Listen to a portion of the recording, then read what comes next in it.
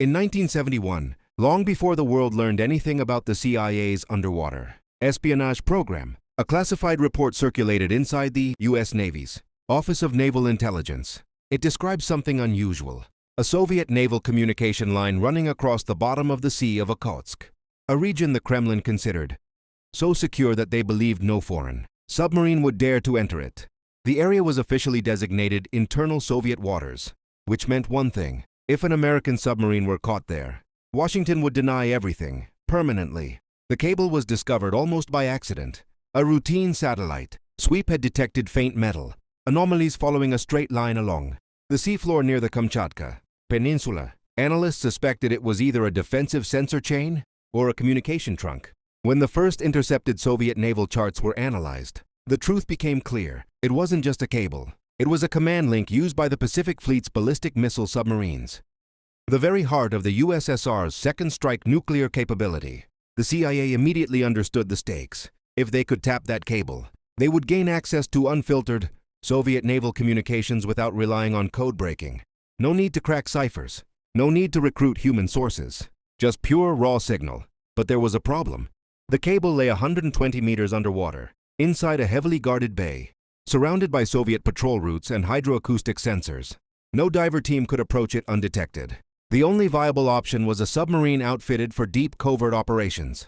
That submarine was the USS Halibut, a vessel already modified for clandestine work. It carried deep-sea cameras, manipulator arms, and a pressurized diving chamber. The crew had been trained for missions where the slightest mistake would mean an international catastrophe. Before deployment, the CIA assembled a joint task group with the U.S. Navy. One of the meetings was later described in a declassified memorandum. Failure will be interpreted as an act of war. Success will produce intelligence of unprecedented strategic value. In late summer, under total radio silence, the USS Halibut slipped beneath the Pacific and headed towards Soviet territory. The operation's codename was Ivy Bells. For days, the submarine navigated through underwater canyons and thermal layers, avoiding sonar nets and patrol craft. The crew lived in constant tension, knowing a single detection ping would be the last thing they ever heard. At 03:14 local time, Halibut reached the target area. The seafloor below appeared on the sub's cameras, dark, silent, untouched. Moments later, a faint metallic line emerged from the sediment like a vein, running across the ocean floor. The Soviet cable. The divers suited up. They had one order: do not cut the cable. Do not damage it. Tap it without leaving a trace. What they didn't know, what no one knew, was that the Soviet Navy had laid this cable without encryption, assuming its location alone guaranteed safety. This single assumption would become one of the greatest intelligence failures in the history of the Cold War. The divers exited the USS Halibut through the pressurized lock, disappearing into the black water like shadows. Even with floodlights, visibility was barely a few meters. The Sea of Okhotsk was cold, heavy, and hostile, especially for Americans who weren't supposed to exist there. Each diver carried a sealed toolkit containing the CIA's newest invention: a non-intrusive inductive tap, capable of recording electromagnetic fluctuations from the cable, without piercing its insulation. If successful, it would create a perfect duplicate of every Soviet naval message. The operation required precision. One slip of the clamp, one scratch on the insulation, and the Soviets might detect the tampering. The divers worked slowly, methodically, documenting every step on underwater cameras. Minutes felt like hours. At 04:02, the first diver signaled. Contact achieved. The tap was in place. Inside the submarine, technicians leaned over oscilloscopes as the device transmitted its first readings. At first, only static. Then faintly something emerged, a rhythmic pulse, repeating every few seconds. A communication heartbeat, and then voices. Crackling, distorted, but unmistakably Russian. A petty officer on board Halibut whispered in disbelief. They didn't encrypt it. They actually didn't encrypt it. The room fell silent. The Soviets had assumed the cable's geographic safety made encryption unnecessary. It was a fatal miscalculation. The CIA now had access to real-time naval traffic, submarine patrol routes, command schedules, fleet readiness levels, even emergency procedures, raw intelligence in its purest form.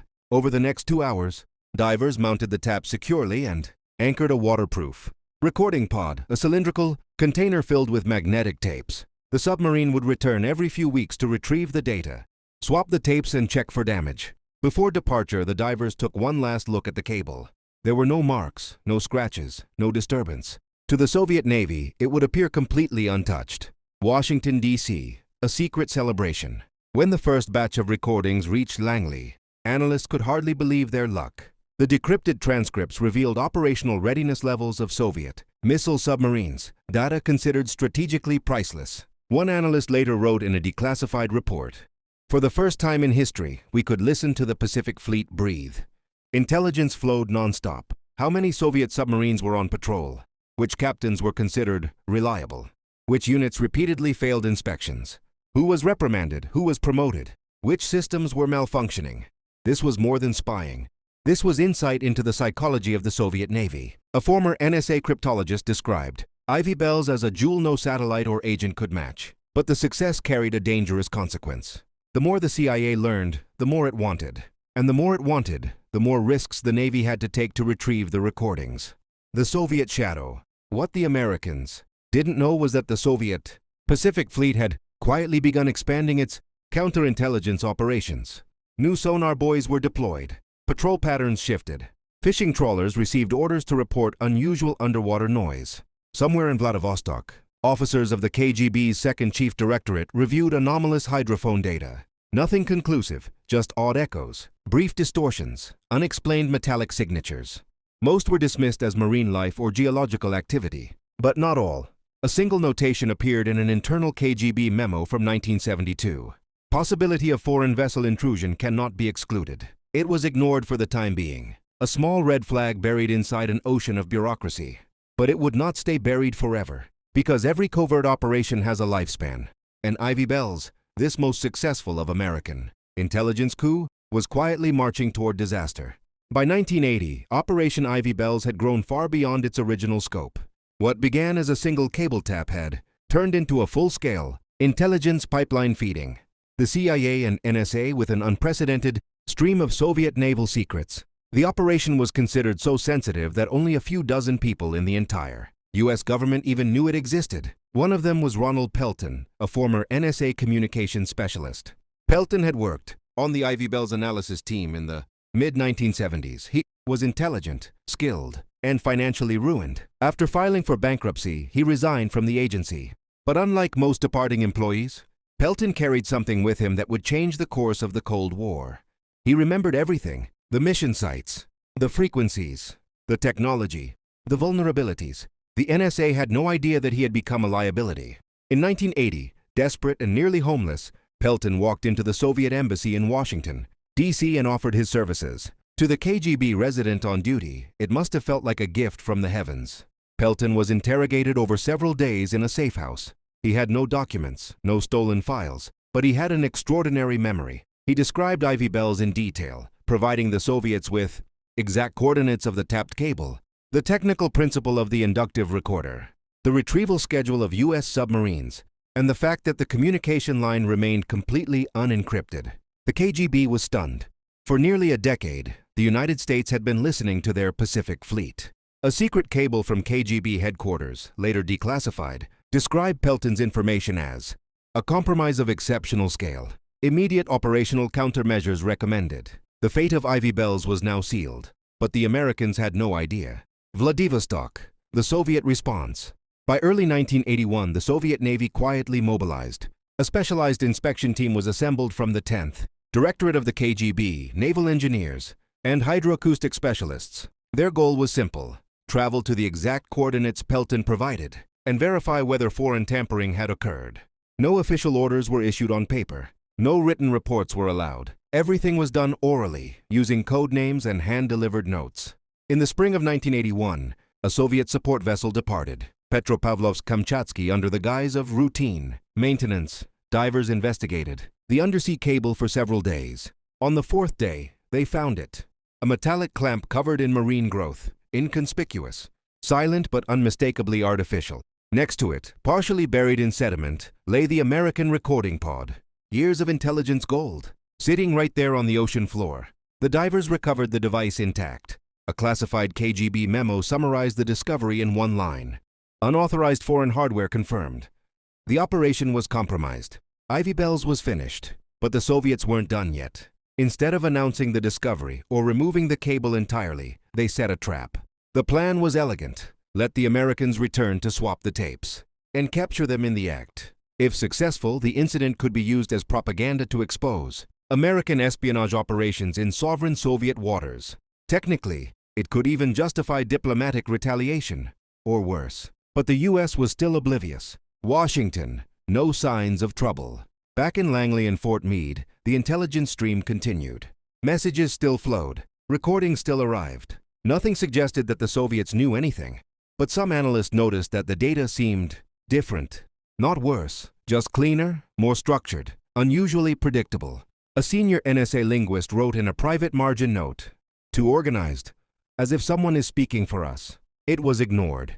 After all, Ivy Bells had operated flawlessly for nearly a decade. Why question success? Meanwhile, the USS Halibut prepared for its next retrieval mission, unaware that the Soviets were already waiting. A net was closing, a trap set not in the halls of intelligence, but in the silent black waters of the Sea of Okhotsk. And when the Americans returned, they would sail directly into it.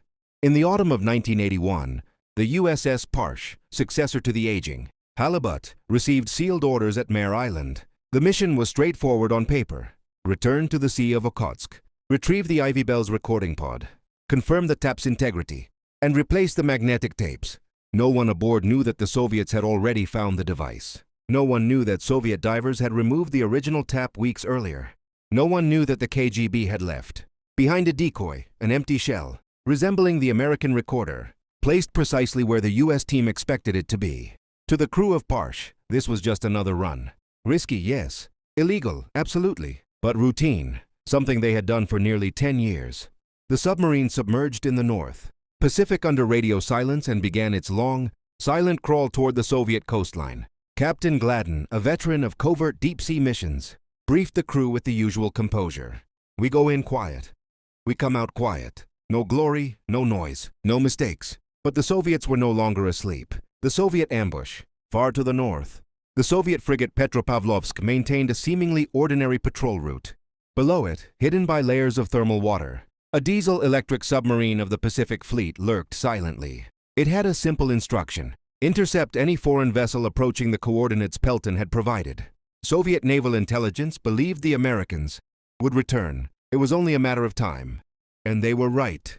When Parsh entered the Sea of Okhotsk, her sonar operator noted faint, unfamiliar impulses, short, flat signatures that resembled distant marine noise but repeated at too regular an interval to be natural. He flagged it to the captain. Gladden listened, narrowed his eyes, then ordered, "We proceed. Passive only, no active sonar." He knew the risks, but turning back without evidence meant failing the mission. The CIA needed those tapes. The decoy. At 3:47, Parsh reached the site. The divers prepared their gear, unaware that Soviet hydrophones had been tracking the submarine's movements for nearly 2 days. The water outside was black and bitterly cold. Visibility was worse than usual. When the first diver located the device, he felt relief. The recorder looked intact, slightly more algae-covered, perhaps, but structurally identical. He signaled, "Pod found." Inside the submarine, engineers waited to receive the tapes. But when the divers stowed the pod in the pressurized chamber and technicians opened it, they stopped cold. It was empty. Not damaged, not flooded. Empty. No tapes. No mechanisms. Just a hollow cylinder. For a moment, no one spoke. Then a technician whispered, "This isn't ours." Captain Gladden understood immediately. Seal the pod. Shut down all operations. Prepare for emergency departure. The trap was unmistakable. The Soviets had beaten them to the site. And that meant one thing. The enemy might be close. Very close. The Soviets close in. At 4:11, the sonar operator picked up a new contact. Low speed, consistent, approaching, then another. 2 Soviet vessels were converging, one above, one below. Gladden made a rapid decision, the only one possible. We dropped to the canyon. Minimal speed, no noise. Parsh descended into the darkness, settling along a steep underwater trench. The crew cut all non-essential systems. Even footsteps were forbidden. The submarine became a silent metal shadow clinging to the seafloor. Above them, propellers churned. For nearly an hour, the Soviets searched. Hydrophones lowered. Sonar pings echoed across the basin. Lights from the support vessel stabbed downward, turning the water into a forest of drifting beams. If any diver descended deeper, if any sonar operator adjusted frequency just slightly, the Americans would be caught. Inside the control room, one officer stared at a depth gauge and whispered, "If they ping us at close range, we're done." But Parsh remained still, silent, invisible. Finally, as the first hints of morning reached the surface, the Soviet vessels adjusted course and moved away, slowly, cautiously, as if unsure whether they had missed something. The crew of Parsh waited another agonizing hour before the captain finally spoke. "All right, we leave, now." The submarine crept out of the canyon and headed east, leaving Soviet waters behind as quietly as it had entered. They had survived. Barely. Upon aftermath, when Parsh returned to the U.S., the empty pod was rushed to analysts at NSA and CIA. There was only one possible conclusion. Ivy Bells was completely compromised. The operation was shut down within days. The mission logs sealed. The divers' reports classified. The failure buried deep within intelligence archives. To the public, it never happened. To history, it remained invisible. But inside the intelligence community, the truth was unavoidable. The greatest undersea espionage operation of the Cold War had ended, not with detection, but with betrayal. When the empty pod from the Sea of Okhotsk was delivered to a secure room at NSA headquarters, no one spoke for several minutes. Engineers, cryptologists, and counterintelligence officers circled it like coroners examining a body. The conclusion was immediate and devastating. The Soviets hadn't merely discovered Ivy Bells. They had understood it. Completely, deliberately, quietly. Within 48 hours, Operation Ivy Bells was terminated. The specialized teams were dissolved. Retrieval missions were halted. All remaining equipment stored or destroyed. But the real damage had only begun, because now the question wasn't how the Soviets found the tap. It was who told them. The hunt for a mole. In 1982, a classified task force inside the NSA and FBI launched a silent internal investigation. At first, no one suspected Ronald Pelton. He had left the agency years earlier, and his departure hadn't raised alarms. But one analyst reviewing old personnel files noted a strange pattern. Pelton had been deeply involved in intercept analysis, yet suddenly left under financial pressure. No assets, no stability, no future. Someone ran a credit check, then another, then a psychological profile. A small red flag appeared. The subject vulnerable to recruitment. It wasn't proof, but it wasn't nothing. Still, investigators had no direct evidence linking Pelton to the Soviet discovery. Ivy Bells had been compartmentalized. Even insiders knew only fragments. The idea that a single man could betray the entire operation seemed far-fetched. But then, in early 1983, a message arrived from the CIA station in Paris. French intelligence, the DST, had obtained information from a highly placed Soviet defector, Vitaly Yurchenko. He claimed a former NSA employee had walked into the Soviet embassy in Washington and sold information about an undersea cable operation. Investigators froze. Only one former NSA employee fit the description: Pelton. The arrest. On November 25, 1985, the FBI arranged a meeting with Pelton under the pretext of a routine interview regarding his past security clearance. He arrived unaware that agents had already bugged the room. The questions began gently. Then one agent slid a photograph across the table. A grainy image of the Sea of Okhotsk. "Do you recognize this area?" Pelton hesitated. His heartbeat accelerated. The microphones picked it up. For investigators, that hesitation was enough. Within hours, Pelton was in handcuffs. Under interrogation, he tried to deny everything. But the FBI had already matched his description to Yurchenko's testimony and financial transfers traced through clandestine channels. He eventually confessed. In 1986, Ronald Pelton was convicted of espionage and sentenced to 3 life terms. His betrayal had cost the United States one of its most valuable intelligence operations of the Cold War. The Soviet view. In a dusty corner of the KGB archives in Moscow, there exists a short report dated 1981. Its title is simple: Foreign Underwater Espionage Device, Analysis and Disposal. The document describes the recovered American recorder, the inductive tap, and the retrieval mechanism in meticulous technical detail. It recommends enhanced cable protection, increased patrol frequency, and deployment of counterfeit signals to confuse future interception attempts. One small handwritten note in the margin reads, "The Americans trusted geography more than we trusted secrecy." And they were right. The true legacy of Ivy Bells. Although Operation Ivy Bells remains one of the most audacious espionage missions ever conducted, its legacy is bittersweet. For nearly a decade, the United States had unprecedented access to the heart of Soviet naval strategy. The intelligence gathered may have prevented miscalculations, reduced fears of a surprise attack, and provided real-time insight into Soviet readiness. But the operation also revealed something deeper, something far more human. Even the most sophisticated technology can be undone by a single desperate man. In the years that followed, the NSA and CIA introduced sweeping reforms, tighter compartmentalization, financial monitoring, and psychological support for high-risk staff. The phrase Pelton Protocol became slang inside intelligence circles for safeguarding ultra-sensitive projects. As for the original tap, the one installed on the cable in 1971, it now rests in a classified storage facility. In the United States, its metal frame corroded by decades of saltwater, a silent relic of a silent war. Epilogue. The Sea of Okhotsk today is quiet. The Soviet Empire is gone. The cable has long since been replaced. But somewhere beneath those cold, black waters lies the trench where the USS Parke hid from Soviet ships, a place where two superpowers once played a deadly game of shadows. No history textbook mentions it. No monument marks it. But for nearly 10 years, in the darkest depths of the ocean, a secret war was fought and lost, without a single shot fired. The end.